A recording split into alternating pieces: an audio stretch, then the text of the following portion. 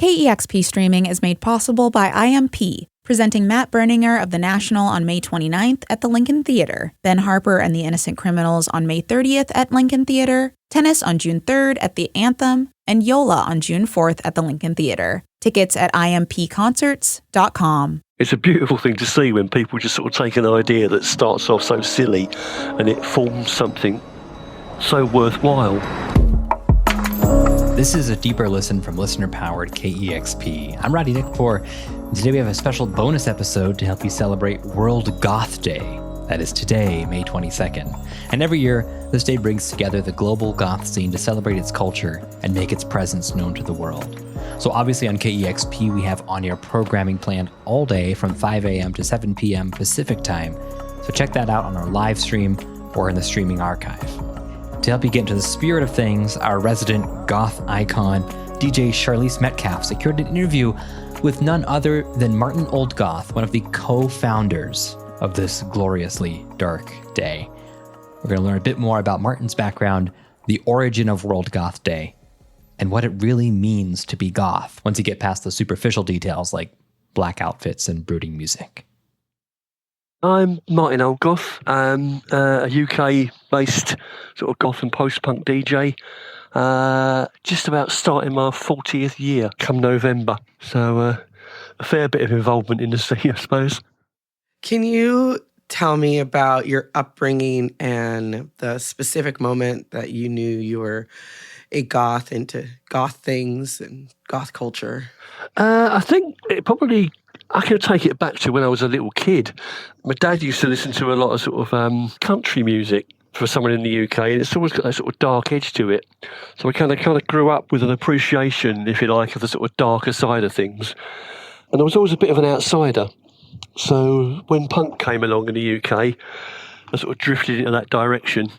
But the punk scene in the UK around sort of 77, it came out of nowhere. And big news. So for someone who was interested in the more sort of unusual types of music, sort of veering away from the sort of mainstream, it piqued my interest. Do you remember the one song that got you, that kind of led you into realizing that you were just really into it? Probably, I think, watching the Stranglers on Top of the Pops when they did Straighten Out, and it had that sort of really fast bass line intro, and at that point it was like nothing else I'd ever heard. And the first commandment reads that human flesh and blood is sacred until there is no more food. The break of day has come, I see the cracks have just begun to line the walls, line the walls. I want to see the little girls and boys destroy their toys and line the walls, line the walls. That came along about the same sort of time as the Ramones did with Sheena. Sheena is a ball rocker, Sheena is a ball rocker, Sheena is a ball rocker now. For a sort of 16, coming on 17-year-old, that whole thing was just fascinating, that there were people out there that you never knew anyone like that. And it was just intriguing, really, seeing people and hearing music that was just so different from everything else that you were being fed. So when you decided at a point to come up with World Goth Day, what inspired it all? There was it was BBC Radio 6. And over the course of a weekend back in 2009, they were looking at different music genres. They did hip-hop, I think they did rap. And one of the days on the Friday, May 22nd, was Goth. At the time, there was a bunch of us talking on a forum just about the fact that it was actually getting recognised on mainstream radio. And someone had the idea that what we should do is contact our own radio stations, like local stations, and tell them it was Goth Day and put in a request. And then from there, it just started getting really silly. People going, I'm going to tell everyone I work with, I'm going to take in cakes. I'm going to get like black icing cupcakes and take them to work and tell them, it's Goth Day. Then it started off literally just something just so silly as just having a laugh with it, basically, just sort of running with it and seeing how far we could take it. So people put in requests, and sort of over the next sort of day or two after we'd sort of had this brief conversation online about what we could do to make it an actual thing, people were reporting back saying, "Oh, their local station played The Cult when I asked for it," or "I got my local station to play The Cure," and everyone at work thought the Cakes were funny, and it triggered something in Lee Crawbridge's brain, I think, and he posted about it on MySpace. And the general feeling was that we should make it an event. And we didn't think really much about it after that. But the anniversary came round and he remembered it. And so we sort of pushed it a little bit harder to make it actual Goth Day, as it were, as opposed to just something that a bunch of people did for a laugh. And people ran with it. And they just people took it on board and went with it. There was, I think it was somewhere in the Middle East, and they'd been talking to each other online. They'd never met, but the fact that there was a Goth Day inspired them to all get together in sort of a central point and meet up for a cup of coffee and just get to know each other. And the people were travelling sort of 20, 30, 40 miles to get to this coffee shop. And there was about half a dozen of them got together, sort of 6, 7 people got together over a cup of coffee. And from that, I think they started to build a scene. And it was things like that where you realise that it was a lot bigger than just a bunch of people on a forum in the UK. We built it from there. So next year, the third year came along, 2011, and we just branded it as World Goth Day and put a website up just to collate events. And people were arranging picnics, they were arranging club nights, bands were getting together and putting on gigs. There were more meetings in coffee shops, and it just, for some reason, it seemed to appeal to people that they could just do something to celebrate who they were, and get together with like-minded people and just enjoy the day. And from then on, we've had to do very little with it, both Lee and I, apart from just maybe advertise the fact that it is World Goth Day again. The world has just run with it. It's out there now. We've got no control. We never did have any control, but it's just it's a beautiful thing to see when people just sort of take an idea that starts off so silly and it forms something so worthwhile. It's triggered people to set up sort of charity events, and I think over the course of the 16 years it's been running, there must have been tens of thousands of pounds raised for various charities. And it's just nice to see the community putting aside any differences they've got. This band's not goth, that band's not goth. You've got to do this, you've got to dress like that, and just forgetting all of that just for one day, coming together for the good of the scene. So I'm hearing a lot of things in there that leads me to this next question. What exactly does World Goth Day celebrate? It sounds like it celebrates more than just music, but is it just about the music? And what does it mean to be a goth, especially in 2025? I think when we first started this, it was very sort of music focused. The scene itself was very, very much music based. Since then, of course, we've had sort of social media just explode. I mean, now you don't have to be a goth, you can just be goth. It's sort of encompassed everything that could possibly be goth, whether that's like fashion, whether it's music, whether that's the arts, it's films, whatever it is, it's all under the one umbrella now. And it's just nice to have a day where you can celebrate everything. Everyone can come together with their own little bit of what they think it is, and no matter whether that's pastel pink goth or the deepest, darkest black goth, it's just a day to celebrate that we don't have to share with anyone else. The goth scene is very inclusive. It doesn't care whether you're straight or gay. It doesn't care whether you're black, white or yellow. It doesn't matter who you are, what you are. It's an umbrella that covers us all, and anyone is welcome. There are no rules. If someone tells you you've got to listen to this band or you've got to dress like that, they're wrong. It's as simple as that. It's gone from being an offshoot of the sort of post-punk scene evolving at the same sort of time in the early 80s, to be in a global family of just misfits, if you like. We're taking a deeper listen with Martin Oldgoth, one of the co-founders of World Goth Day. Here's Charlize. One thing that's always stuck out to me, maybe it was Oprah, but it had these kids on there and they were wearing like Victorian white makeup.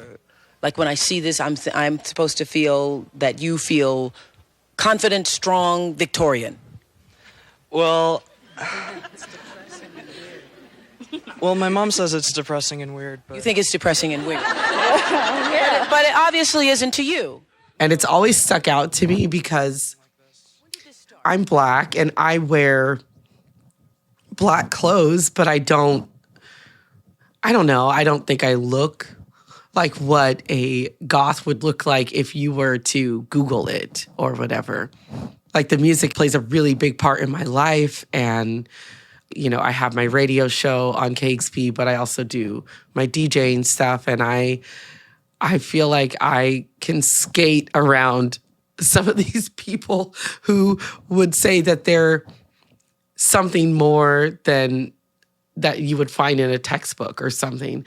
And so I get a little bit weird when I see people relating like World Goth Day to Halloween, or relating it to being depressed and sad.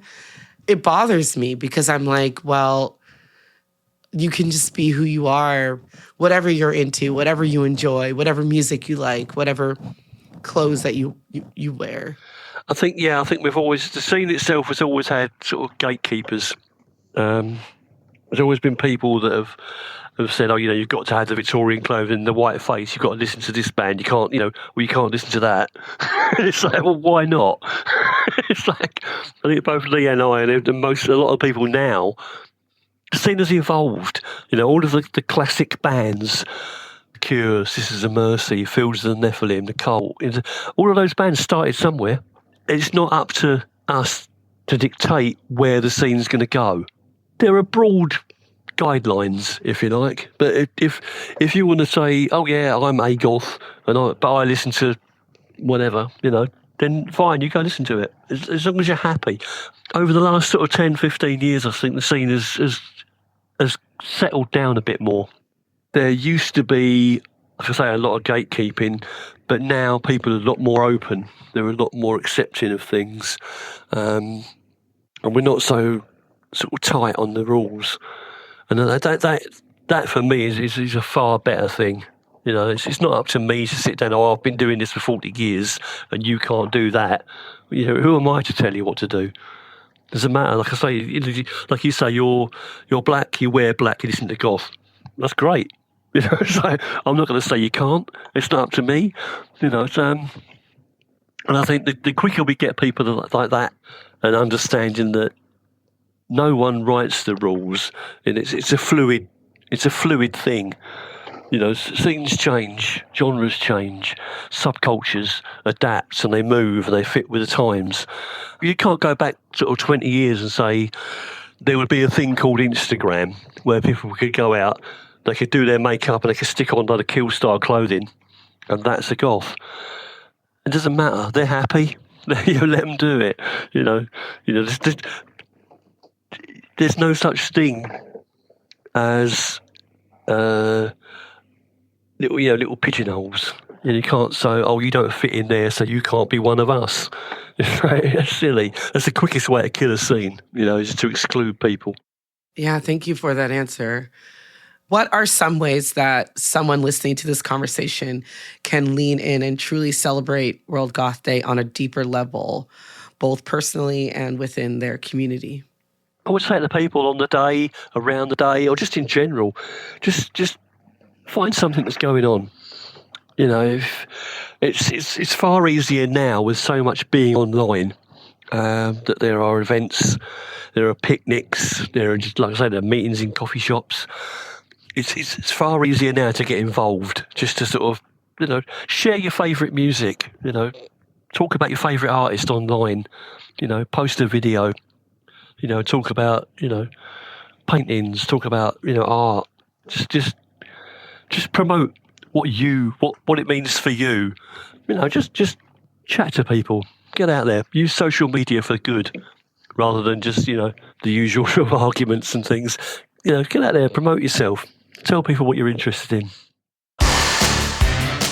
We're getting to the end of the interview, so let's end with some music discovery. And you mentioned some classics like The Cure and Sisters of Mercy. Hey now, send this corrosion to me. Hey now, send this corrosion to me. Can you give us modern artists making your favorite music right now? For me, I'd say they're probably not very goth. Whatever that is. I love Bambara. Sort of a southern twist on things. It's almost dark country, sort of like blended with Nick Cave. So I blend the two. And hit the switch. So let's stop pretending. Now you want vengeance. Baby, come again. There are a lot of bands coming out of sort of Italy at the moment. So, I wish Hapax had still kept going, but they won't.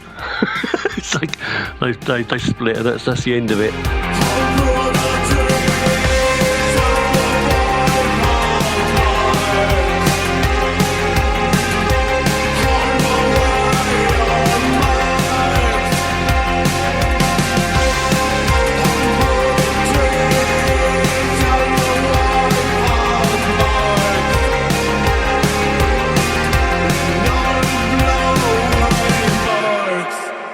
Newer bands, Octavian Winters are very good.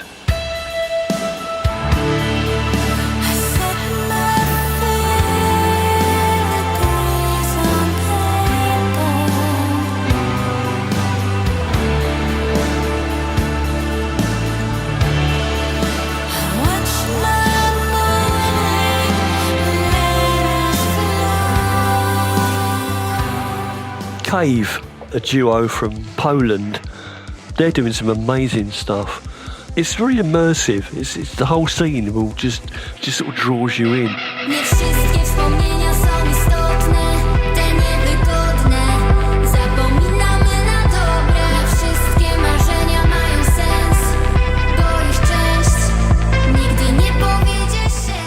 Soft Scent from Italy are a band worth checking out. They've been together for sort of a year or so.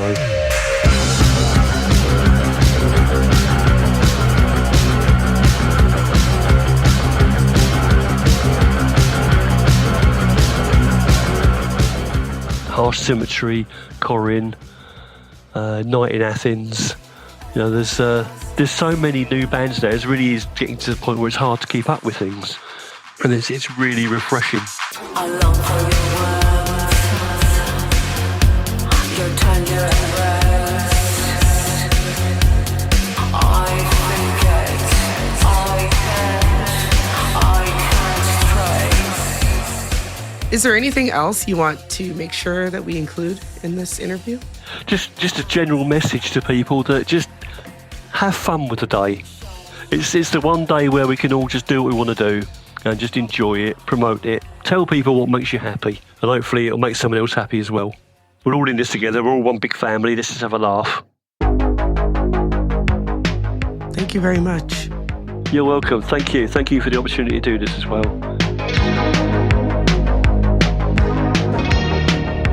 You can learn more about our on-air celebration taking place on May 22nd at kexp.org/goth.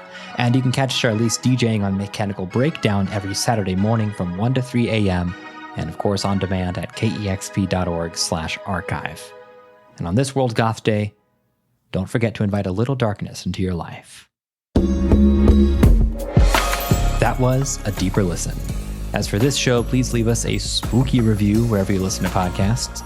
Share it with a friend, whether they're a goth or not. Also, thank you to our donors, the thousands of people who donate to KEXP, making shows like this possible.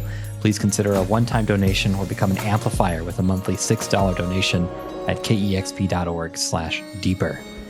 Of course, thanks to Charlize Metcalf for making this interview possible and to William Myers for mastering. I'm Roddy Nickpour. Thanks for taking a bonus Deeper Listen today.